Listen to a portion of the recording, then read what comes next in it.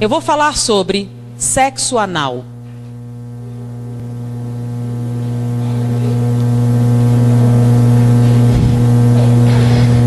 O que vai responder muitas outras perguntas, né?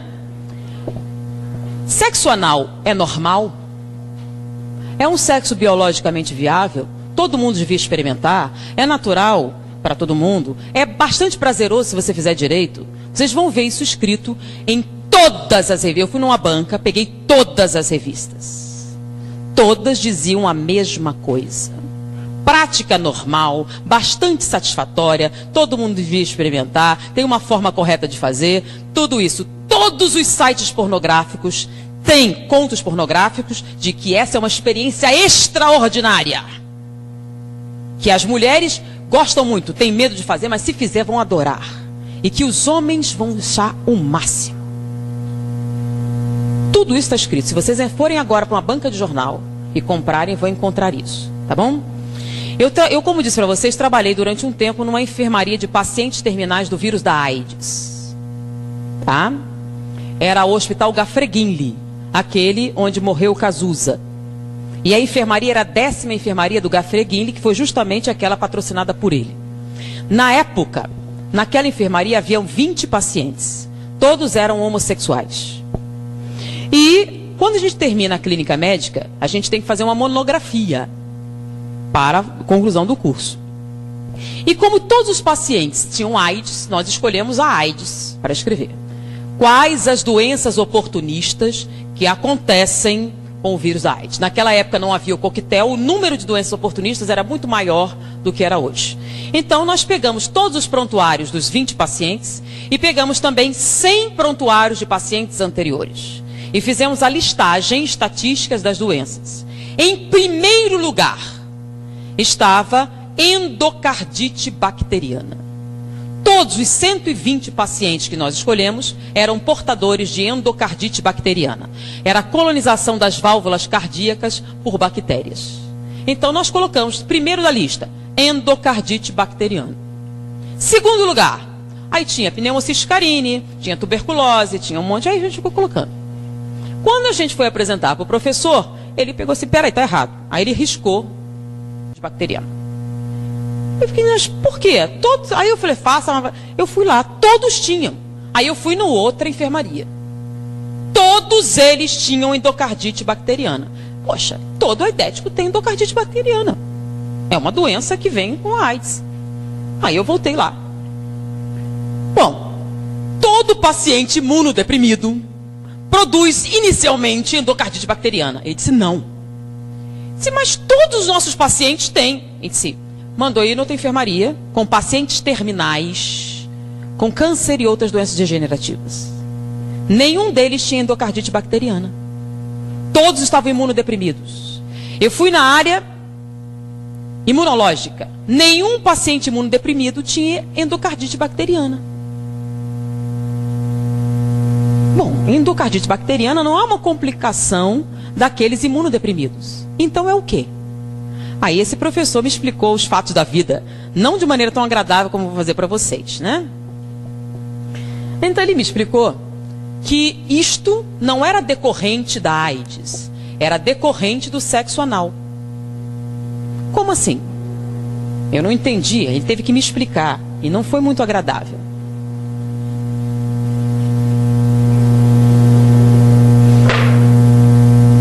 Essa aqui é a vagina feminina, o útero, o ovário. Aqui é o aparelho digestório. Boca, esôfago, estômago, intestino delgado, intestino grosso. Reto e esfíncter. Tá? A única coisa que eles têm em comum é serem cavidades. Tá bom? Então essa cavidade aqui faz parte da função sexual. É um órgão sexual. Ele foi criado para quê? Para o ato sexual. Ele foi projetado para isso. Isso aqui faz parte do aparelho digestivo ou digestório. Ele foi projetado com o objetivo de absorção de alimentos. Ele não foi projetado como objeto sexual. Então, quando eu fiz aqui o aumento, o que é que vocês encontraram? 16 camadas celulares, 7 camadas musculares, células caliciformes que produzem muco aquoso. Vamos fazer a mesma coisa aqui. Microscópio, vamos aumentar.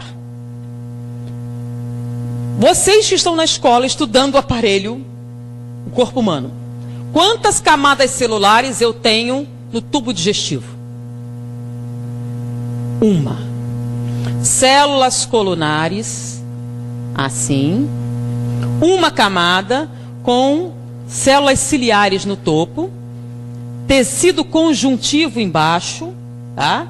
E aqui o plexo esplênico, que são aquelas veias que carregam tudo para a veia cava e distribuem para o coração, tá? Eu tenho células caliciformes também, que produzem muco, mas não produzem muco aquoso, produzem muco seroso, com S. O muco seroso tem por função proteger o tubo digestivo dos ácidos estomacais. Quando você faz autópsia, você tem que usar todo um aparato para que você não tenha queimaduras graves com os ácidos estomacais. Se você enfiar seu braço sem proteção no estômago de um cadáver recente, você vai perdê-lo. As queimaduras serão muito intensas. Porque, lembram que o que acontece com um bife mastigado no estômago? Vira líquido. É ácido. E bife é carne. É um pedaço de bife do seu braço, naquele ácido vai virar líquido. Então os ácidos estomacais são altamente corrosivos. Por que não corrói seu estômago? Porque você tem, quando você faz endoscopia, uma camada brilhante que protege o estômago dos ácidos, é o muco seroso. O muco seroso, além de proteger dos ácidos, ele aumenta o atrito. Porque se o alimento passar muito depressa, o que acontece? Diarreia e você morre. Então o alimento tem que passar devagar para que você possa absorver os nutrientes, né? Você absorve os açúcares, as proteínas, as substâncias, as vitaminas. Então o muco seroso aumenta o atrito, enquanto o muco aquoso diminui o atrito. 16 camadas celulares, uma camada celular.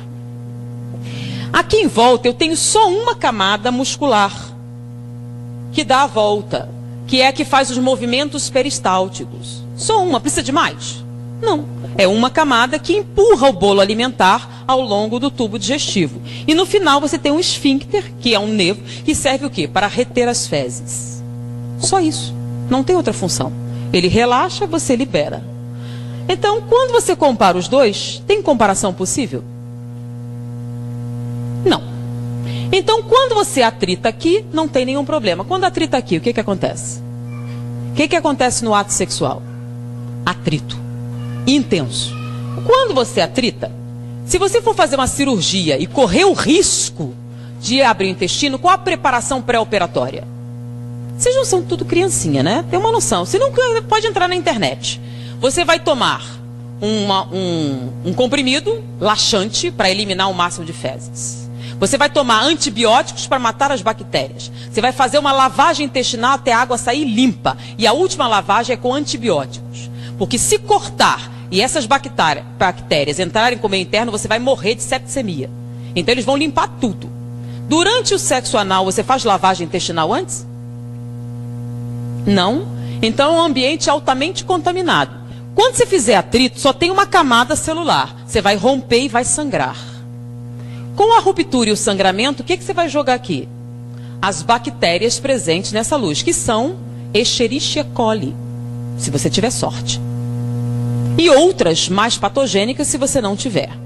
Em volta daqui, nós temos linfonodos. São aqueles famosos da AIDS, né? Esses linfonodos, quando vêm essas bactérias, aumentam de tamanho. Aí você começa a ter uma granulação. Daí a incidência maior durante daqueles que têm hemorroidas, crescimento e dilatação de muitas veias da região e dificuldades gerais nessa musculatura. Essa ruptura constante faz com que essas bactérias superem a ação dos linfonodos e caiam na corrente sanguínea. O que tem que ir logo atrás do intestino? O intestino absorve os nutrientes, certo? E depois você tem que espalhar ele para o corpo. Então o plexo esplênico cai aonde? Veia cava. E a veia cava vai para onde? Direto para o coração. Então essas bactérias das fezes caem no coração e colonizam as válvulas cardíacas, provocando endocardite bacteriana. Então não é a AIDS que provoca endocardite bacteriana, é a prática do sexo anal. Isso só acontece com homossexuais? Não, com heterossexuais também, que pratiquem o sexo anal, a probabilidade de endocardite bacteriana se torna proporcionalmente aumentada de acordo com o nível de prática. Com os homossexuais a incidência é maior porque é a única prática sexual, tá?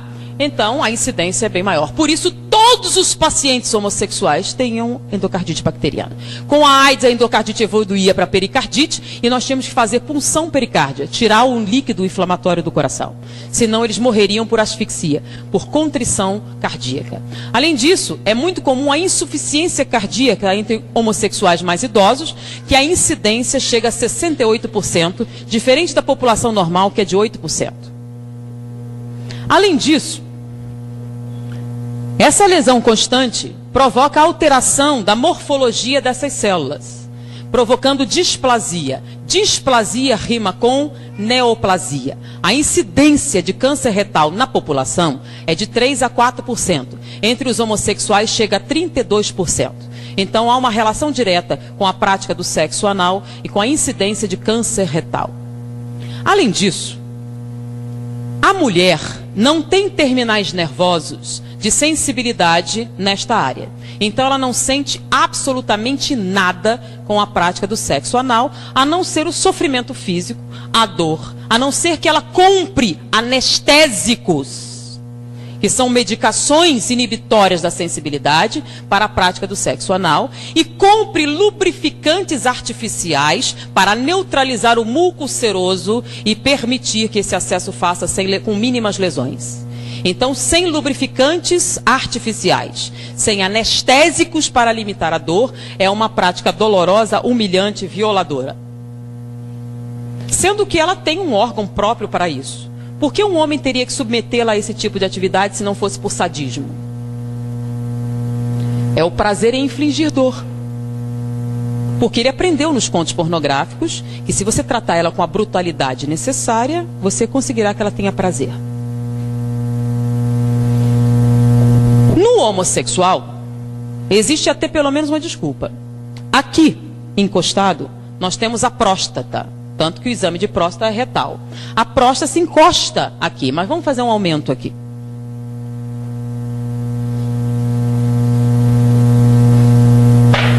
Então nós temos aqui o pênis. E aqui atrás nós temos a próstata, tá? Vou aumentar a próstata, ela não tem esse tamanho, ela está aumentada. A próstata, a parte da frente, que dá para os corpos cavernosos, ela tem uma camada córnea. O que é córnea? Espessa, de tecido cartilaginoso. Com que objetivo? No ato sexual não há impacto? Então, se há impacto, para proteger a próstata, que produz o líquido seminal, que vai nutrir os espermatozoides e permitir a sua reprodução, essa camada córnea protege do impacto frontal. Então não há nenhum problema para a próstata o ato sexual. Mas se você impactar por trás, então o ato sexual homossexual tem que ser necessariamente violento. Você tem que bater com força para atingir a próstata. Então é o sexo anal e ele tem que ser violento. Então, a não ser que vocês conversassem pessoalmente com alguém, ninguém ia contar. Então, você vai bater com força. Se você bater com força suficiente e traumatizar a próstata, ela sangra. Porque essa parte de trás não tem camada córnea. Não se esperava na natureza nenhum impacto posterior. Está protegido pela espinha e pelo intestino. Você bate com força, traumatiza a próstata, ela sangra. Quando ela sangra, produz células inflamatórias. Ela incha.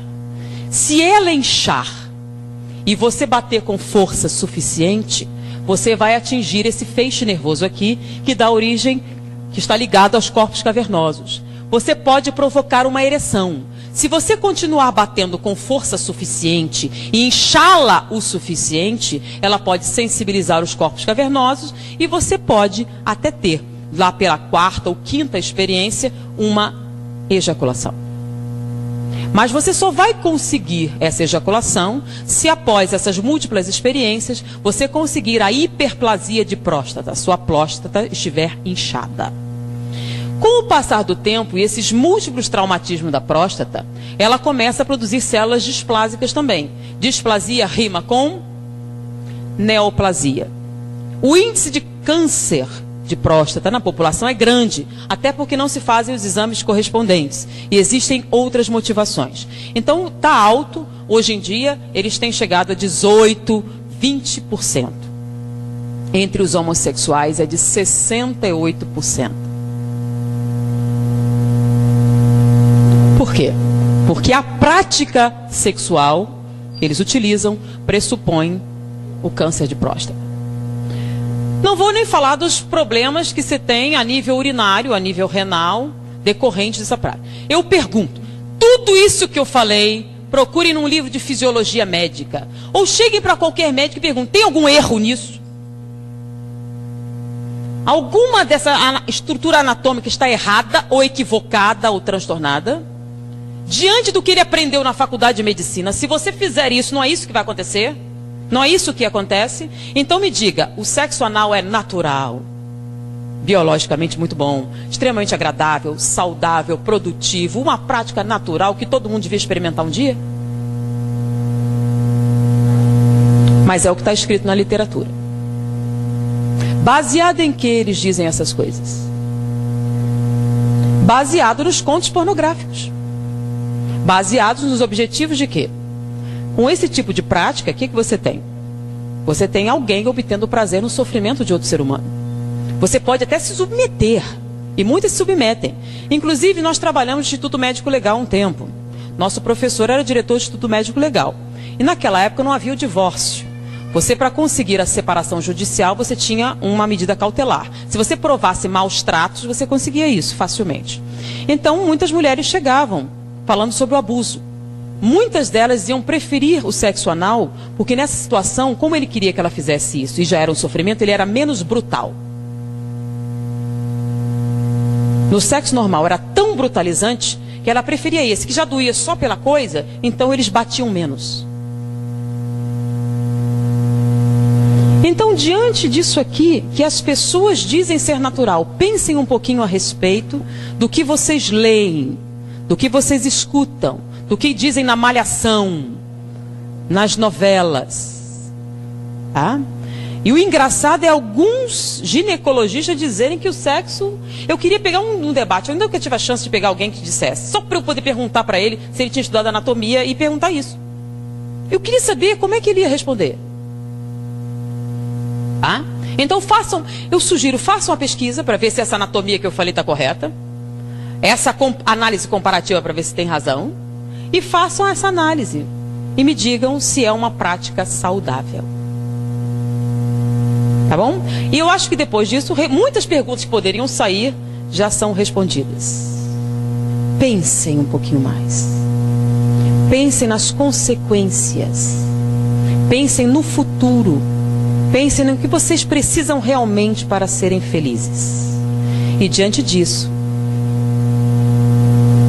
vamos orar mais, pedir inspiração, suavizar nossos sentimentos e principalmente não fazer aos outros o que não gostariam que fizessem a você, uma máxima muito importante em nossa vida. Principalmente vocês que são jovens. Vocês têm a oportunidade de ter essa informação. Dividam com seus amigos, dividam com seus pais, dividam com outras pessoas.